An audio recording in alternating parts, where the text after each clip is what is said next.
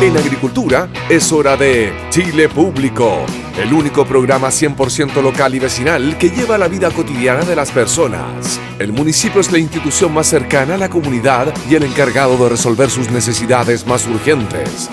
Chile Público, un programa realmente descentralizado. Una presentación de Miski Mikui, gastronomía peruana y fusión. Conduce Jorge Andrés Pomar.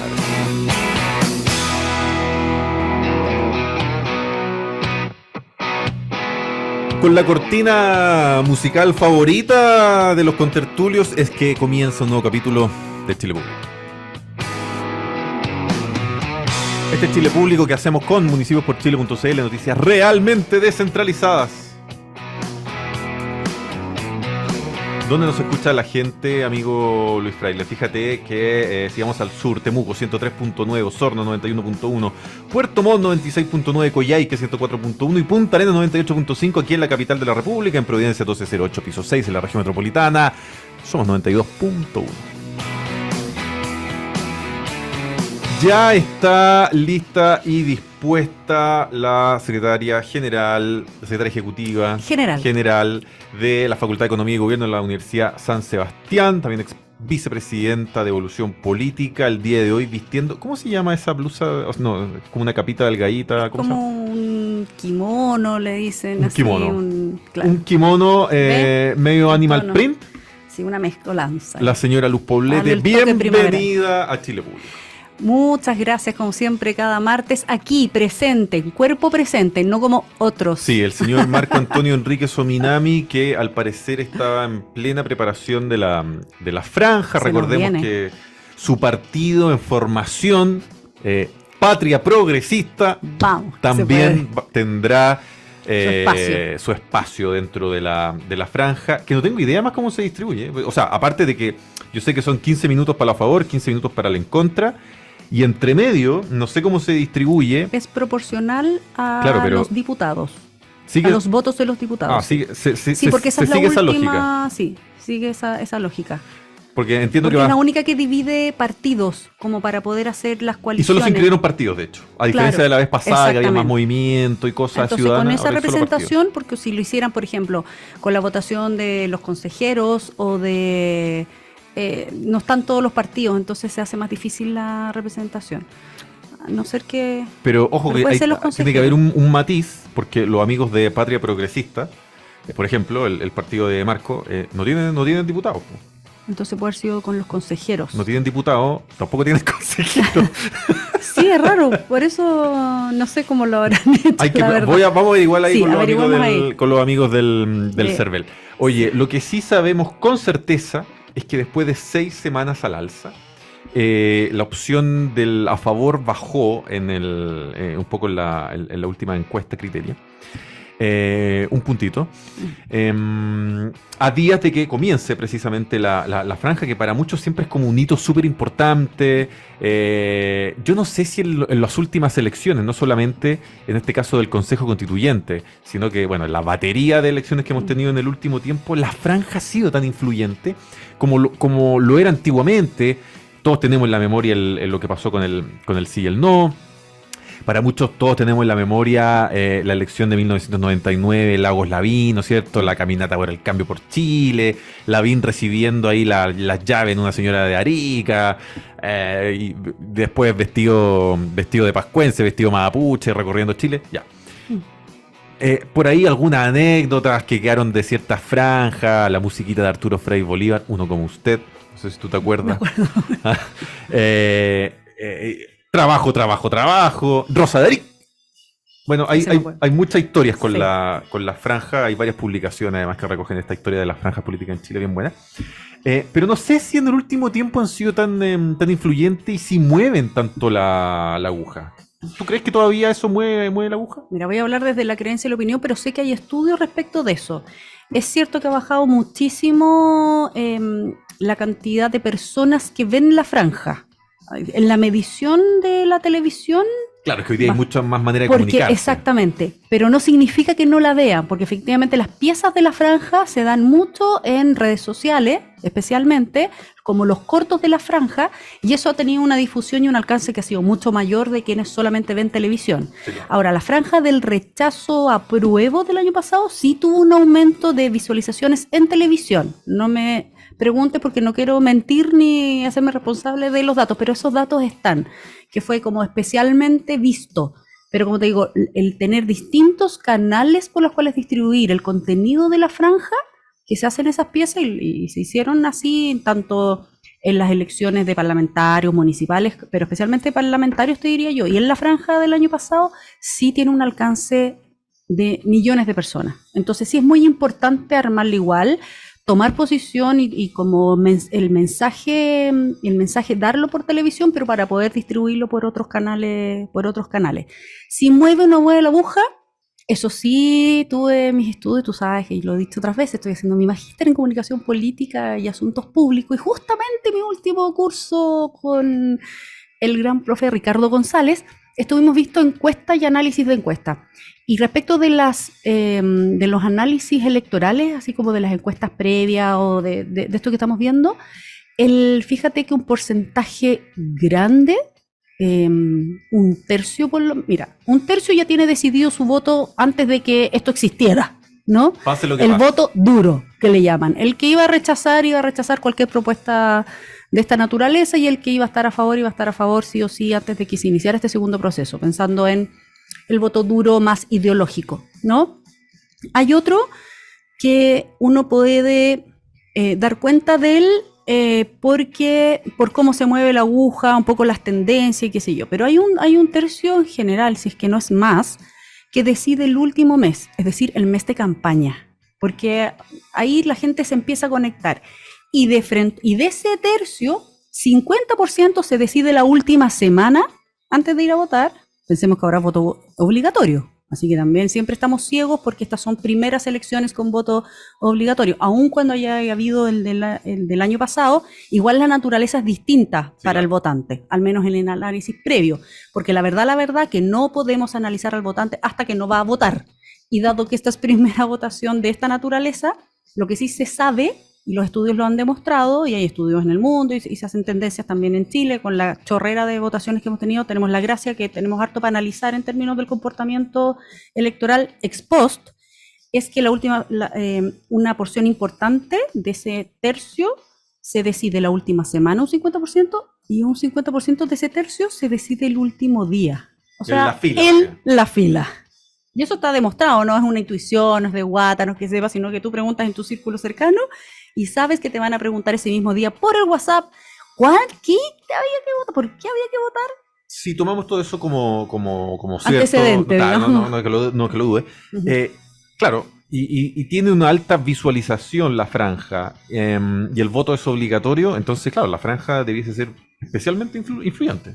En términos de los mensajes y del relato. Y tomando en cuenta que la gente no va a leerse el texto, la gente se va a quedar con los relatos y con un par de artículos. Lo que sí hay consenso, tanto a modo informal, coloquial, como de los grandes estudiosos de esto, pasando por todos los políticos, en el análisis político, es que esta no va a ser un plebiscito del texto. No sé si el del año pasado lo fue, pero sí habían temáticas del texto, además de la forma en que se dio la convención y bla, bla, bla, que todo el mundo está desilusionado, que el circo, que la chacra, que la bandera. Claro, todas esas cosas que igual de alguna manera pudieron haber influido, al menos en los indecisos, porque en el voto duro y en la tendencia ya se fue.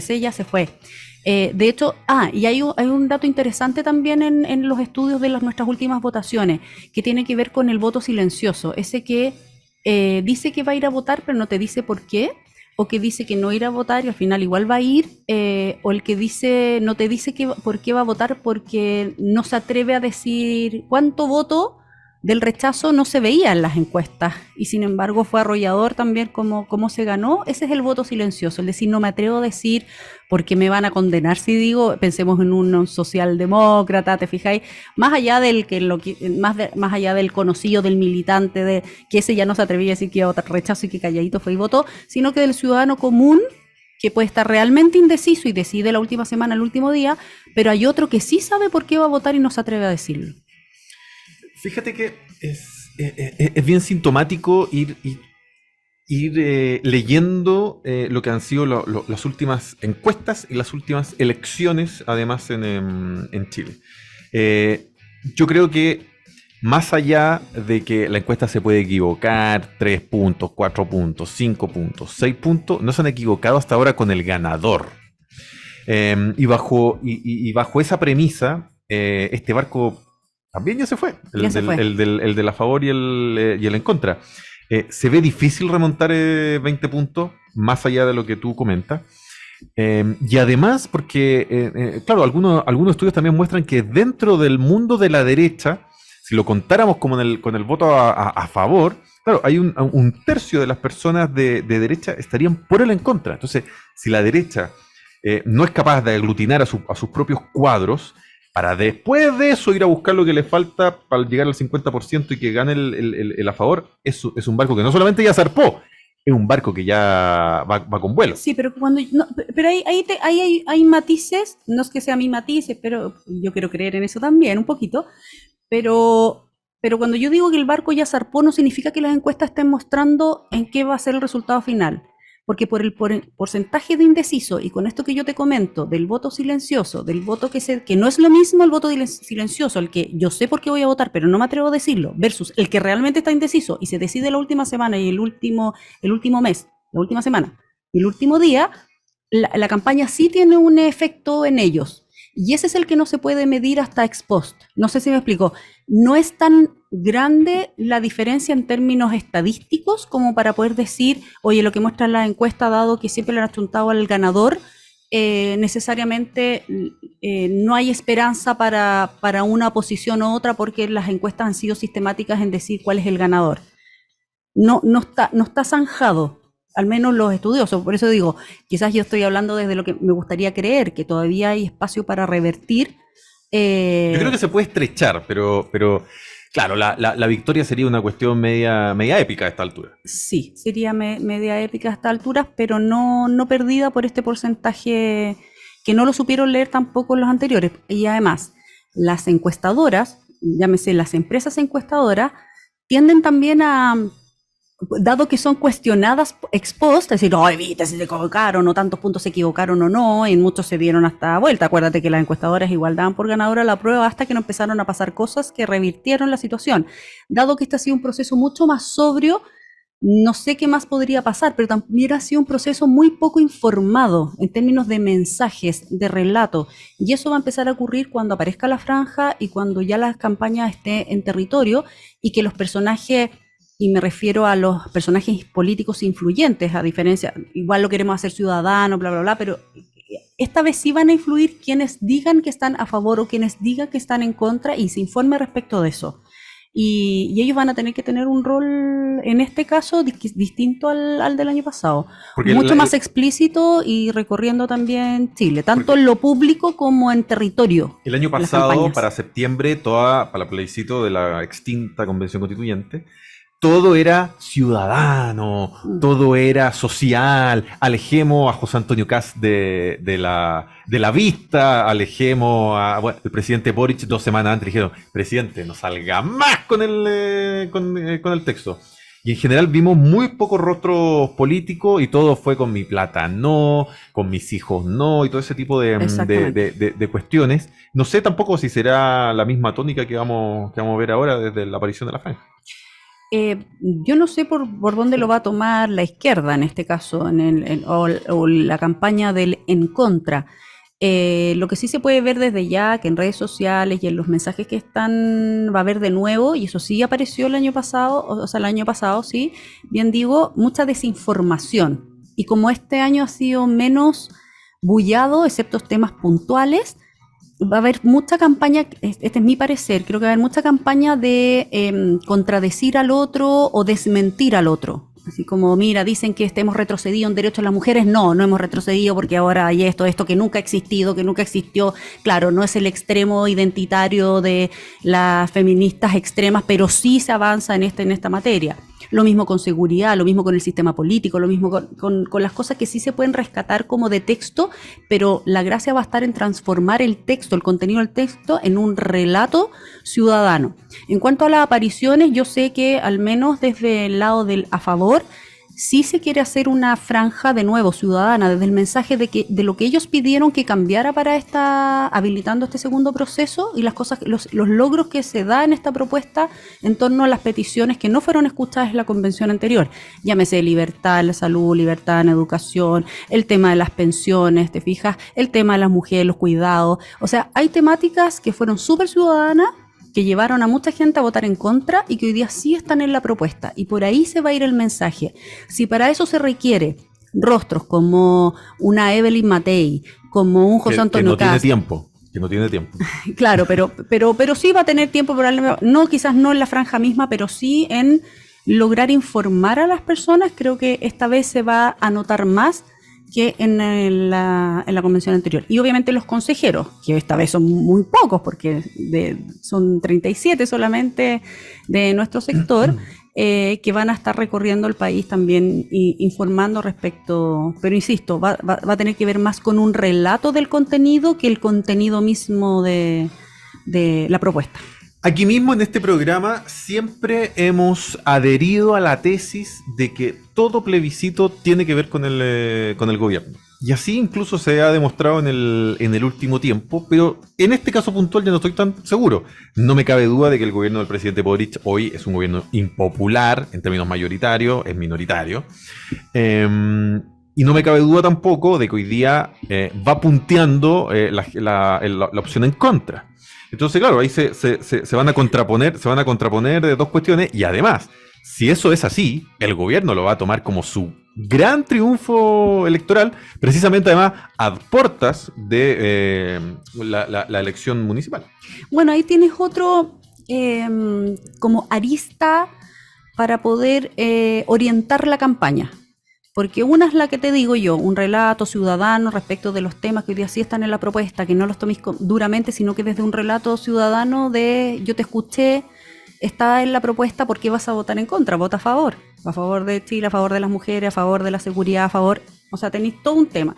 Pero tuviste algo que sí o sí se ocupan en las campañas y que lo ha ocupado históricamente la izquierda. Bueno, yo creo que le toca también, en este caso, a la favor, a quienes estén pensando en que esta es una oportunidad para decir, oye, mira tú quiénes están votando en contra. Son los mismos que votaron a prueba el año pasado por estas razones, que no están consiguiendo en esta propuesta, y entonces, ¿por qué no utilizar eso también para hacer en la campaña? Entendiendo que muchas veces se hace eso. Yo creo que sería un error estratégico de no utilizar eso, la impopularidad de este gobierno, para no decir, mira, y esto se lo pueden llevar al bolsillo como un triunfo, arriesgando, creo que lo había dicho en este programa, arriesgando la estabilidad del país con tal de llevarse un triunfo electoral que nada tiene que ver con el largo plazo y la estabilidad y la certidumbre que necesita en general nuestro país para poder cerrar este ciclo y seguir adelante. Ahora, te lo pongo también para el otro lado. Yo no creo que esta sea una constitución. Yo no creo que esta sea una constitución partisana ni extrema. Pero si esta constitución llega a ganar el 17 de diciembre, el triunfo es completo de José Antonio Kast. A vista. El triunfo no va a ser ni de Javier Macaya, ni de Gloria Hood, ni del senador Galilea. El triunfo va a ser de José Antonio Kast. Con lo que su intención es finalmente de ser el candidato presidencial del sector total, estoy pensando incluso a lo mejor en una hipotética segunda vuelta, queda en la pole position. Entonces, si le vamos, claro, va por el a favor, pero una externalidad de ese a favor es que el triunfo no va a ser de Evelyn Matei, que va, que viene, que no tiene tiempo. No. El triunfo de José Antonio Kast. Bueno, esos son los riesgos que se corren en política también. En el fondo, ¿qué vas a priorizar? El largo plazo y la coherencia de una coalición que habilitó este segundo proceso, que estuvo presente ahí, que intentó desde dentro hacer todo lo posible por ser bisagra, por ser puente, por llevar a los grandes acuerdos.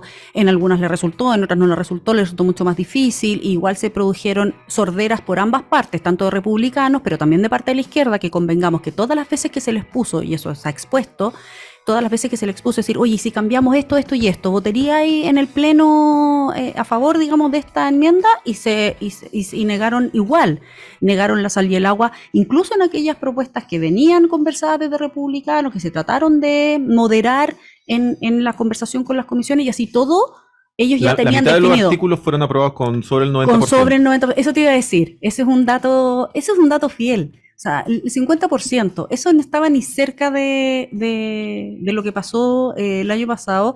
Y eso sí te habla de que hay, también es un poco desinformación o mañoso el relato de la izquierda de decir de que esta es una constitución o que realmente les cerraron las puertas para dialogar. Eso no es cierto, porque así no lo demuestran ni las votaciones dentro de cada comisión, donde se llegó mucho más que el 50% antes de ir a los plenos, y con el más del 50% de los plenos con el 90% de aprobación, digamos, de las enmiendas. Yo creo que eso hay que mostrarlo, y con eso jugárselo al todo por el todo. Y con respecto a quién gana el 17 de diciembre, y de verdad no quiero sonar cliché, pero me lo creo en serio. Yo ¿Gana creo que Chile? ¿Quién gana Chile? No, pero no. A favor de Chile. Y ahí Ya, Chile pero Vamos tiene que jugársela por eso. Después de Chile, convengamos que el que gana es quienes van a ser los padres de esa. Porque, a ver, ¿cómo crees tú que ve la gente a esta constitución? Más allá de que el articulado, el texto, yo creo que no es extremo y no es una constitución. Pero objetivamente los padres. El padre es el profesor Silva de la Constitución, el padre es José Antonio Caz, el padre es la gente del mundo republicano. No es Chile Vamos el padre de la Constitución. ¿O tú crees que sí? No, claramente siempre la mayoría, y ellos han estado siempre fuera de la coalición, y se entiende que es una fuerza de derecha nueva, que ha tenido sus triunfos en las últimas veces, y yo creo que ellos también tienen que pensar en alinear sus propias fuerzas. Sabemos que hay descolgados, yo no soy de las que dice, y ayer aclaraba el presidente del partido, Arturo Esquella, de que no es que esté dividido el partido, pero sí que hay descolgados, y esos descolgados tienen nombre, o sea, un Rojo Edwards, un senador de la región metropolitana. Exactamente, o una Tere Marinovich, que fue el ícono del proceso del año pasado. No es menor que sean voces, aunque sean dos. No, ya empezaron también otros diputados dentro de la UDI. Entonces, bueno, hay otros outsiders como Gonzalo Lacarrera. Exactamente. También, ni hablar de Pancho Malo. Entonces yo creo que ellos mismos le hacen daño a esto que tú refieres, porque al final para Chile Vamos es velar por la consistencia. Nosotros nos jugamos, creemos que este texto es todo lo moderado. Es cierto que políticamente puede ganar, pero yo prefiero que gane alguien de nuestro sector políticamente, que gane Chile, aunque tú te rías de mí, que darle el punto a un gobierno que ha sido un desastre y que no es que solo sea impopular, ha sido ineficiente, ha sido inepto en muchas materias, y que necesita darle, en lo que queda de gobierno, cierta gobernabilidad, valga la redundancia, porque no han gobernado mucho, y cierta estabilidad al país. Y si muchas veces se paga a costo en política, y lo sabemos, y nos va a costar quizás más las negociaciones, porque también nos inflamos un poquito si es que gana, como dices tú, si el punto se le da a republicanos para las próximas negociaciones municipales, vamos a tener que dar quizás esos espacios, pero a estas alturas, Jorge, si la política chilena, y especialmente en nuestro sector, y Chile Vamos en particular, no es capaz de pensar a largo plazo y de estar por sobre las alturas y ser más transversal y no pensar solo en la próxima elección, es que estamos perdidos y vamos a seguir teniendo la desaprobación que tienen tanto el Congreso como los políticos y los partidos políticos en particular. Creo que yo lo dije el primer minuto cuando me senté a la mesa para habilitar este proceso como presidenta de Bópoli, que esta es la oportunidad de reivindicar a la política chilena, y venga del lado que venga, o sea, tanto a una izquierda sentada como un partido comunista que sí aprobó o sí estuvo de acuerdo y sí acordó en conjunto con todos en las 12 bases, como sí un comité de expertos elegido proporcional, más que proporcional, mitad y mitad, paritario y mitad de las fuerzas del Congreso, como también la elección popular de estos consejeros. Y esto fue lo que eligió la ciudadanía en términos de consejero, y esto mismo es lo que hay que ir a defender el 17 de diciembre. Entonces, dejemos de pensar en la corta, pensemos un poquito más en la larga de Chile y en su estabilidad. ¿Por qué crees tú que ha costado tanto subir a este carro a la alcaldesa de Providencia, Evelyn Matei, que es, además, en la encuesta nuevamente del fin de semana, sigue punteando la encuesta a un puntito de José Antonio Caz en hipotéticas preferencias presidenciales, o mejor evaluado? ¿Por qué crees que ha costado tanto subirla al carro de la favor, de su partido, de Chile Vamos? ¿Será que uno hace el cálculo de saber, ¿sabe qué? Si yo me meto en esta campaña, y que esta campaña parece que además no está prendiendo, que la favor de hecho volvió a bajar, Claro, me llevo el costo político a lo mejor de la derrota a puertas de una elección presidencial, claro. Pero por otro lado, José Antonio Kast está apostando a sopesar me tomo de tus palabras, pensando en Chile, sopesar finalmente y ocupar el crédito político en pos de la favor. ¿Crees tú que es solo un cálculo o hay poco convencimiento del texto en sí, tal vez? Mira, sería súper injusto de mi parte hacerte un comentario porque yo no lo he conversado ni en lo que he leído de Evelyn Matei respecto de si es una cosa o la otra.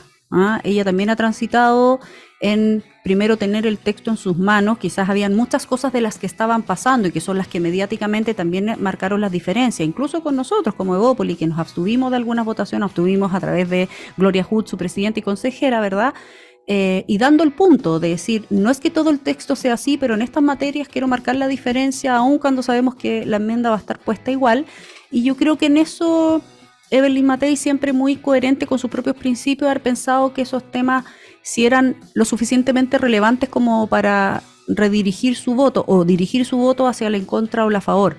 Cuando ya eso decanta en la aprobación ya del Consejo de la propuesta que ya fue entregada al presidente de la República, yo creo que es lógico, y ella como es, pues de frente, directa, sincera, en decir, mira, no me tenía tan convencida, pero ahora viendo el todo y teniendo las conversaciones que le corresponde con Chile Vamos, con su propio partido, y en su misma reflexión, es decir, yo creo que ella sí dio la vuelta en pensar no tanto en la corta y en lo que tú dices, que sí es una teoría válida, ¿no? Que ella esté pensando en la próxima elección, en decir quién sopesa más. En realidad, obviamente José Antonio tiene mucho más la chance de atribuirse haber ordenado a su partido, en que los consejeros hayan logrado este triunfo para Chile. Por supuesto, es un relato, como también si es en contra, dice, oye, nosotros nunca quisimos este proceso, así que ahora asuman las consecuencias. Hicimos todo lo que pudimos, pero la ciudadanía es la que elige. También la tiene... De hecho, que lo ha dicho. Lo dijo también al principio, o sea, fue tan veleta como... O sea, también tuvo el cambio, no le era tan fácil ni tan espontáneo tampoco José Antonio Kast decir, oye, yo estoy a favor de este texto. No, porque nunca pensó que iba a ser mayoría en el claro, Consejo. Pero incluso en el tránsito, durante el proceso... La presidenta del Consejo, Beatriz Sevilla, dijo... con el presidente al lado. Nosotros no queríamos este proceso, pero bueno, aquí está el texto. Y aquí está. Y ya está. Entonces yo creo que es mucho de lo que marcó José Antonio al principio, luego con su silencio, acuérdate, estuvo bien guardadito durante el proceso, y ahora que ya sale y que ya tomaron postura, tanto Evelyn Matei, que también representa un sector de la derecha, que es Chile Vamos, ¿verdad?, que es la centroderecha, y el que representa, bueno, si ya se tomaron postura, hay que jugársela por eso, y en eso yo creo que los dos son bien jugados, y Evelyn Matei no se va a quedar atrás en eso. Bien, municipios.chile.cl, noticias realmente descentralizadas, y por supuesto la nueva app de Radio Agricultura. Le mandamos saludos al contertulio Marco Antonio Enrique Dominami. No lo vimos aquí, pero probablemente lo vamos a ver en la franja. Lo vamos a ver en la franja. Vamos a ver qué nos va a contar en esa franja del apruebo y el en contra. Gracias, Luz Poblete. Gracias a ti y a todos quienes nos escucharon. Nosotros, amigos Fraile, hacemos una pausa comercial y hablamos con más. En Agricultura es Chile Público, un programa realmente descentralizado, con Jorge Andrés Pomar.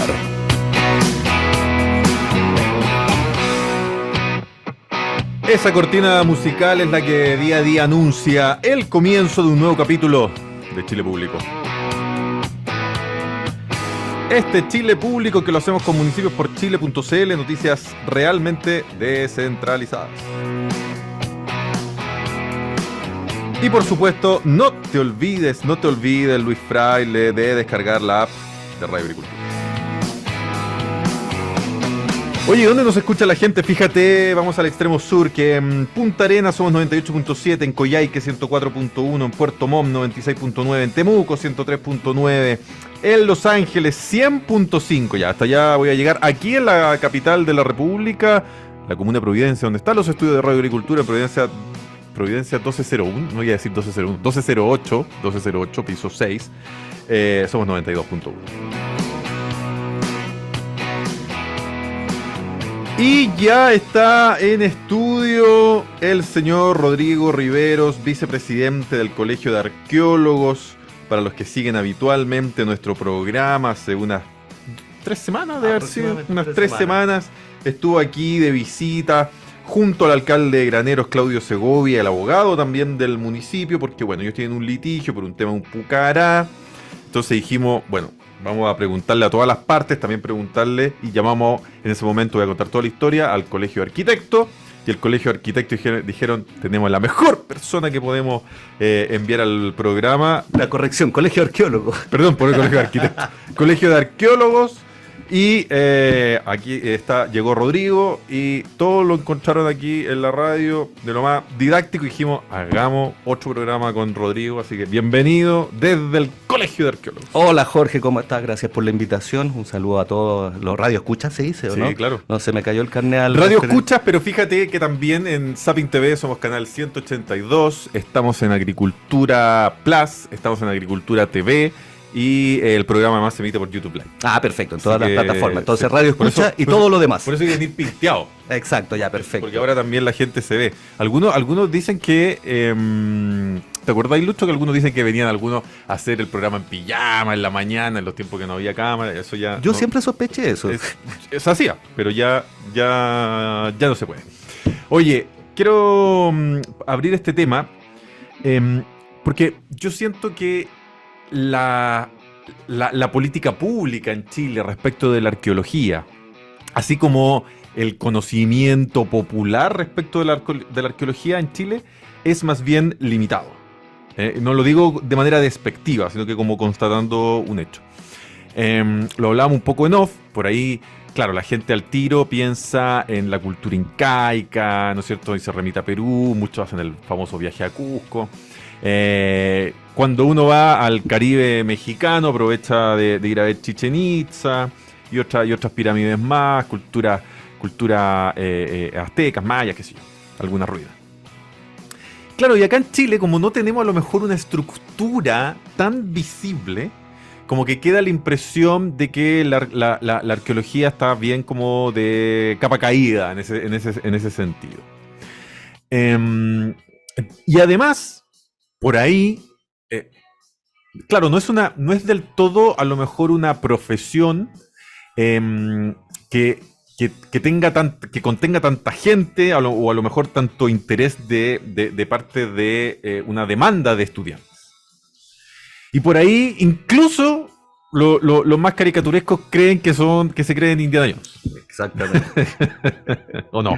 Sí, no, absolutamente. Un poco es el panorama. Entonces queremos desmitificar aquello. Mira, efectivamente el estado de conocimiento de la arqueología como disciplina y de nuestro pasado prehispánico e histórico también, porque la arqueología no solo se remite a lo prehispánico, también lo histórico, todavía es bastante pobre más allá del área especializada, más allá de los especialistas. A pesar de que tenemos una disciplina arqueológica que es de muy buena calidad, de gran calidad, tenemos excelente investigación reconocida a nivel internacional, pero sucede que muchas veces eso no sale del círculo especialista. No hay suficiente difusión, no hay suficiente divulgación, no se presenta en los programas escolares, y se da esta situación en donde tenemos restos arqueológicos, un patrimonio arqueológico muy rico en todo Chile, y que se desconoce que incluso en la misma ciudad de Santiago, bajo los pies donde caminamos todos los días, hay sitios arqueológicos, hay contextos arqueológicos. Yo imagino que los más interesados, bueno, por supuesto ustedes, debe haber incluso cierta cuota de frustración, porque todo ese panorama que yo comento, al final igual se traduce en un Estado y en la sucesión de sus gobiernos, que no está del todo involucrado, ¿no es cierto?, en el rescate patrimonial, en el rescate arqueológico, traducido eso en lucas. Claro, lógico. Porque para eso, si finalmente para hacer la pega uno necesita lucas. O sea, pensando, por ejemplo, en este desconocimiento, suele pasar que ya es como un chiste común entre los arqueólogos que nos confundan con que cuando uno dice, oye, cuando uno le preguntan, ¿qué haces tú? Soy arqueólogo. Ah, los que buscan dinosaurios. Y uno dice, no, por el amor de Dios, no, paleontólogo, somos primos, pero no somos lo mismo. Hay muy poco conocimiento y obviamente eso se traduce ¿cómo se llama?, en carencias a nivel de financiamiento, de políticas públicas.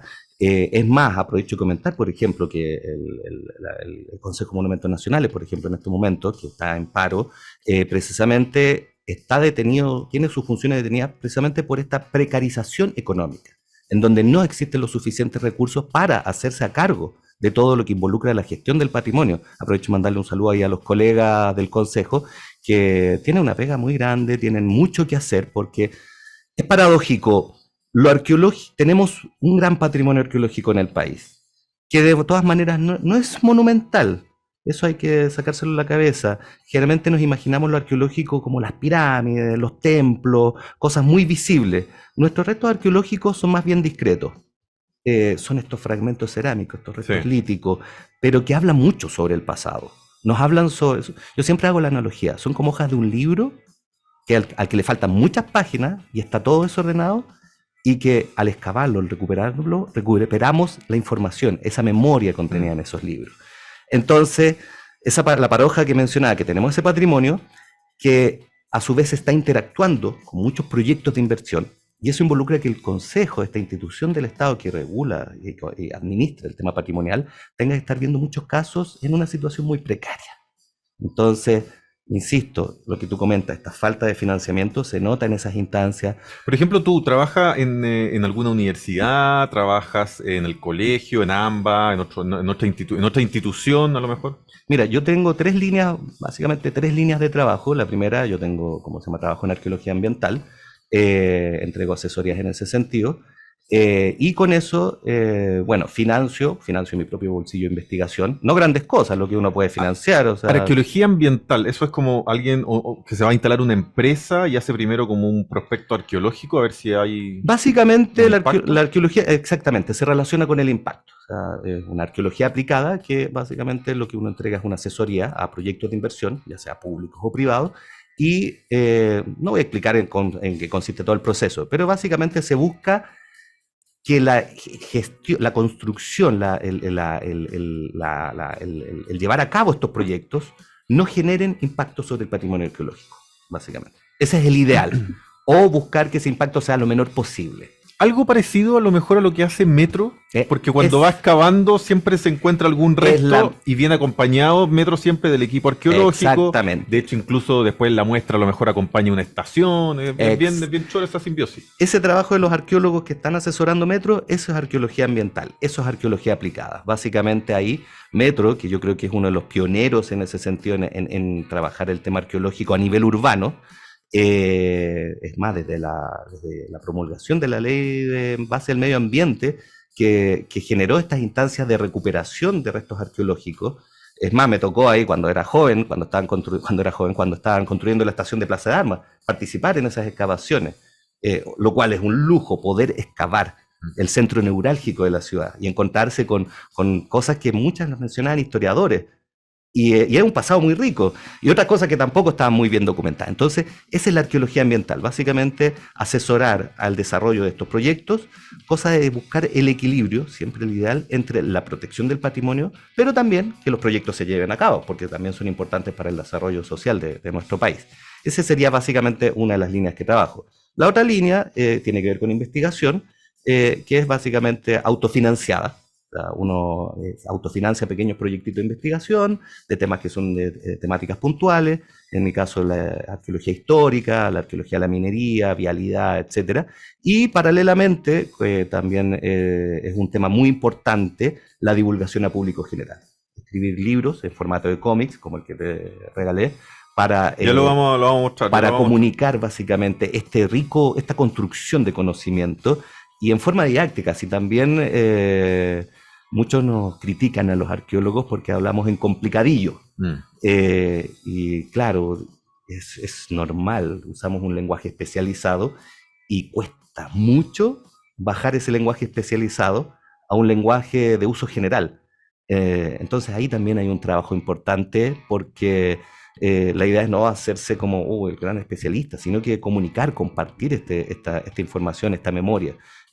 Por lo menos yo le veo sentido de esa forma, o sea, quedarme solo en los papers, quedarme solo en los congresos. No, por eso agradecemos mucho que esté acá, porque yo siento que, claro, que que a nosotros, como yo vengo de ese mundo, a la historia también le pasa, no puede quedarse en el paper indexado. Exacto. Sino que está bien que de repente igual vaya al matinal. Sí, absolutamente. Es parte de, y a veces mucha gente la gente lo puede apreciar, comprender a lo mejor de distintas maneras, son públicos distintos, claramente el indexado le habla a otro público que el del matinal, absolutamente. Ambos súper respetables, pero mundos distintos. Oye, ¿en qué momento crees tú que está la arqueología en Chile? No te voy a decir versus a lo mejor Perú o Bolivia, que por ahí incluso la gente los mira como países en menos, ¿no es cierto?, respecto de Chile, pero que en esa área sí tienen un adelanto superior a nosotros. Entonces, no sé, a lo mejor con Argentina, porque en Argentina tampoco hay grandes ruinas majestuosas, no está Petra tampoco en Argentina. Lo mismo en Uruguay, Paraguay. A lo mejor ahí a Paraguay hay algo de desarrollo por la cultura guaraní, etcétera. Pero respecto, para compararnos con ellos, ni hablar de México y otras cosas, sino que para compararnos con, creo yo, podríamos ser más parecidos. Yo diferenciaría dos cosas. Uno, lo que es el patrimonio arqueológico propiamente tal de estos países, que obviamente, o sea, Perú, Bolivia tienen un patrimonio arqueológico impresionante. O sea, sitios que son gigantescos. Pienso en Pachacamac, que es una locura literalmente, Pachacamac, Huari, Machu Picchu, todo lo que está en Cusco, etc. En Bolivia también, Tiwanaku. En Argentina también, noroeste argentino también tiene cosas impresionantes. En ese sentido, obviamente nuestro patrimonio arqueológico no tiene ese nivel de monumentalidad, de visibilidad. Tenemos algunas cosas monumentales, algunas aldeas muy interesantes en el Norte Grande, en Tarapacá, por ejemplo, Caserones, es impresionante, pero no llega a esa escala.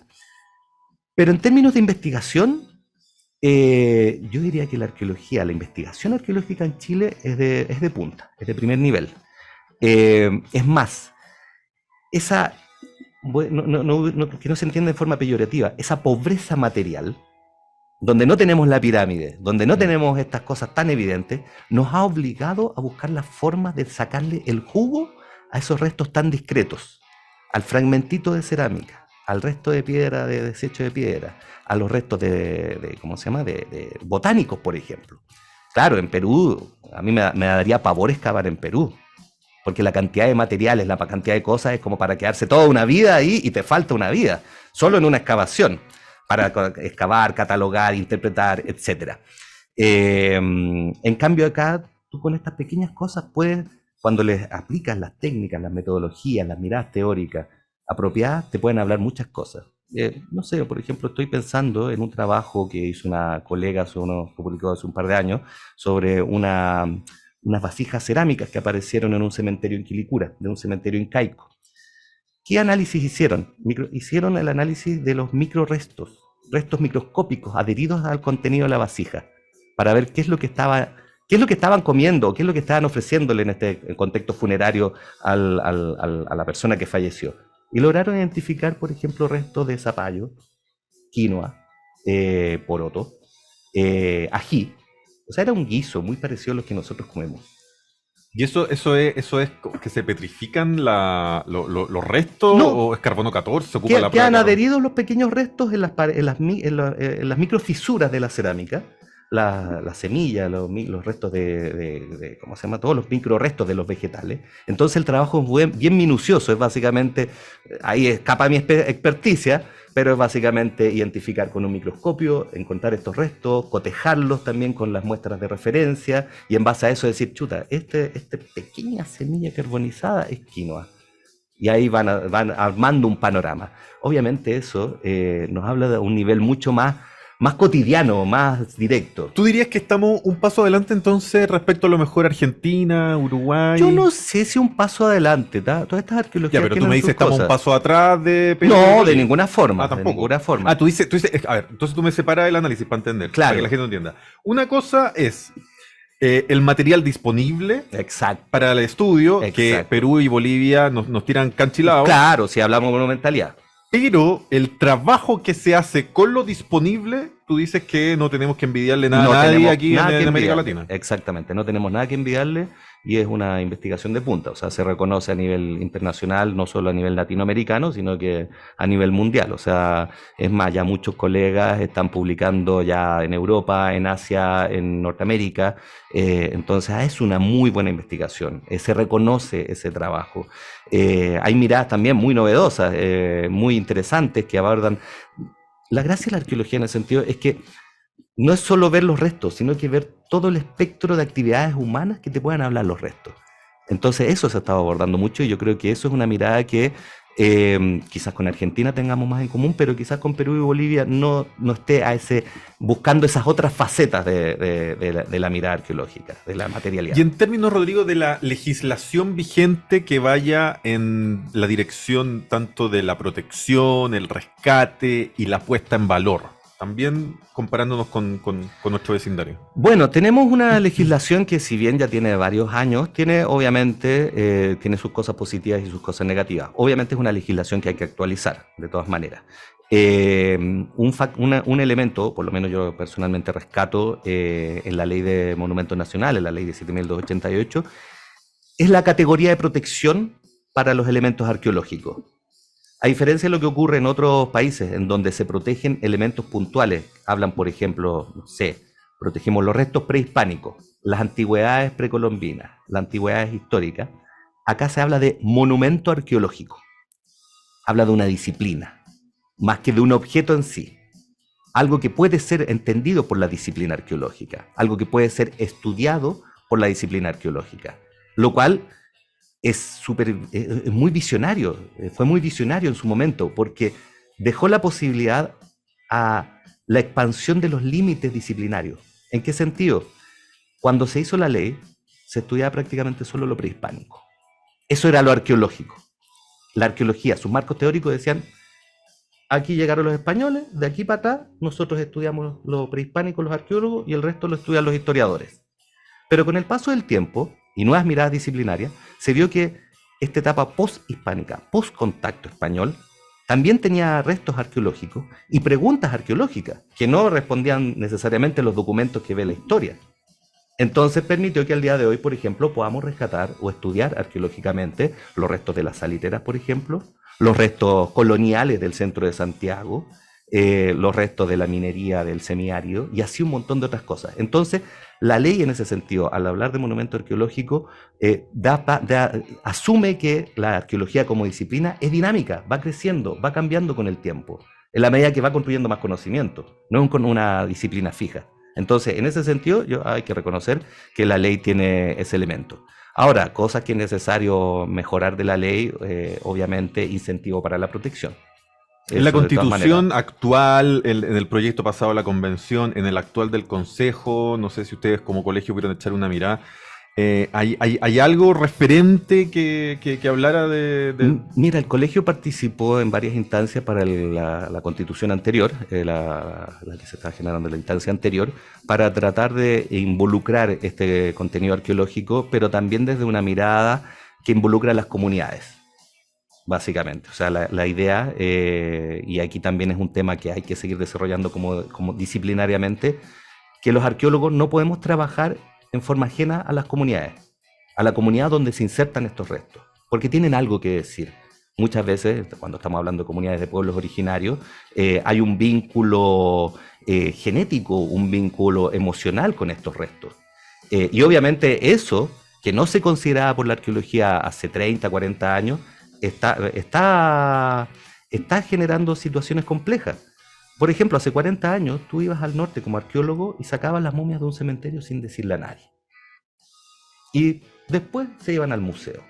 Y ahí o sea, todo lo que es la guerra del Pacífico, a propósito que la semana pasada tuvimos el desembarco de Pisagua, la cantidad de gente que se llevó, que iba y encontraba un botón, claro, del uniforme, un kepi, bala, o sea, había un montón de cosas hasta que, claro, el Estado empezó a entender que esto era literalmente un pirateo. Hasta la esmeralda, si la piratearon, sí, hubo que cambiar la boya en Iquique porque la gente buceaba y no estaba a 10 metros la cuestión. No, había 42 metros. Había que meterle ganas y la gente bajaba igual y se llevaba las cosas. Sí, ahí es súper complejo porque, por ejemplo, los restos de la Guerra del Pacífico, sí, tenemos un conocimiento histórico bastante acabado, se podría decir, de este episodio bélico, pero hay muchas cosas que todavía no manejamos, y precisamente esos restos que están ahí, que se ven, qué bonito el botón, está acá botado, me lo voy a llevar a la casa, se va a perder acá. Ese, cuando lo vemos como arqueológicamente en su contexto, podemos, por ejemplo, entender cosas que quizás no están muy claras en el documento histórico. Y ver también las circunstancias, es más, analizar teorías, por ejemplo, tal batalla, por ejemplo, ¿se ganó por un tema estratégico o realmente porque, no sé, tuvieron un problema logístico de abastecimiento y la tropa enemiga estaba con hambre o con enfermedad, por ejemplo? O sea, podemos responder o ver mucho más profundamente este tipo de situaciones a través de ese resto botado, y por eso también la idea es protegerlo y que la gente no se lo lleve a la casa. Es tentador, obviamente, se ve botado el asunto, piensan que hay, no se le saca el jugo. A un sitio web y está lleno de gente que te ofrece un montón de cosas. Y ahí también no solamente cuestión de la guerra del Pacífico, sino que cosas prehispánicas también. Hasta vasija uno encuentra. Sí, desgraciadamente hay un tema de tráfico, hay un tema... Hay una brigada de la Policía de Investigaciones, Protección del Patrimonio y Medio Ambiente. Exactamente, la Bridema. La Bridema. Claro, sí. Hay todo un tema, desgraciadamente ahí está lo que se llama el huaqueo, el tráfico de piezas arqueológicas, a lo cual se ha sumado últimamente el tema de los detectoristas de metal, que se ve como un hobby agradable. Salgamos al campo con el detector, suena algo, sacamos, encontramos una moneda del siglo XVIII, una pieza metálica, para adentro, para la casa, y lo muestran en las redes sociales, mira qué bonito lo que encontré. Se ha tratado de explicar que eso que parece tan inocente, que se ve como recoger conchitas en la playa, a la larga está generando un daño muy grande, porque ese objeto, al reiterarlo el lugar, se pierde la mitad de la información, yo diría el 90%. Todo el contexto. El contexto. Es más, aunque lo entreguen a un museo, ya se perdió el contexto. Se perdió el contexto. Lo único que puedo decir, macuquina del siglo XVIII. Listo. Pero si esa macuquina, yo sé que apareció, por ejemplo, voy a decir una burrada, en el mineral de caracoles que se descubrió en 1860, ¿qué está haciendo una macuquina de plata ahí? Es como una escena del crimen. Es una escena del crimen. Entonces la idea, obviamente, no hay que idealizar tanto, pero la idea es no sacar las cosas, no retirarlas, no revolverlas mucho, porque es una escena del crimen. Ahora, claro, ahí tenemos voy a hacer una analogía que puede sonar mala, no se me enojen los auditores, pero cuando no está el Estado presente, es cuando ahí empieza el culebreo. Sí. Entonces, cuando en el espacio público no está el Estado presente, es cuando alguien más asume ese papel. Cuando el Estado, claro, a lo mejor no tiene la iniciativa, y en el caso de Chile, además, yo creo que es un Estado todavía bien austero, entonces no tenemos los recursos, a veces no es solamente la intención, para no pegarle a todo, sino que a veces, claro, hay otras necesidades más urgentes. Claro, la gente empieza a culebrear y nos encontramos con este tipo de cuestiones. Oye, Rodrigo, antes que terminemos, aquí, para los que están viendo la radio, una cuestión rarísima, pero los que a mí no me gusta ver radio, yo solo escucho radio, pero los que están viendo radio, Las Rutas Milenarias de Tarapacá, por Rodrigo Riveros Strange. Las Rutas Milenarias de Tarapacá, la Pampa del Tamarugal, así como el desierto de Atacama, de la cual es parte, ha sido tradicionalmente descrita como uno de los espacios más áridos e inhóspitos de la Tierra, lo cual ha generado una imagen de territorio despoblado incapaz de sostener cualquier tipo de vida, incluida la humana. Jugaron un papel central las múltiples rutas que permitieron integrar y articular los diferentes ámbitos geográficos que conformaron esta región y que fueron un medio imprescindible para hacer posible la vida en el desierto. Rodrigo lo trajo de regalo, así que Rodrigo, muy, muy agradecido. Es un cómic, además, por lo que de manera muy didáctica todo el mundo puede conocer un poco más de las rutas milenarias de esta preciosa región, de la cual además yo me enamoré hace muchísimos años. Como te comentaba, ese libro es prácticamente una carta de amor a la región de Tarapacá. Está resumida la historia y prehistoria de la zona. Y una región que es nueva para nosotros. Claro. Esta región llegó a Chile después de la guerra del Pacífico. Exactamente. Y que también tenemos una visión del desierto de Atacama como un lugar vacío. No es así. O sea, el desierto está lleno de cosas, tuvo mucha vida, hasta el día de hoy hay mucha vida, y tratamos de plasmarlo en este pequeño librito. Ya, no se nos pierda, venga luego aquí de nuevo a Chile Público. Nosotros, Lucho Fray, le hacemos una pausa comercial y seguimos con más. Gracias, Rodrigo. Chao, gracias. En Agricultura fue Chile Público, un programa realmente descentralizado. Una presentación de Miski Mikui, gastronomía peruana y fusión. Conducción, Jorge Andrés Pomar.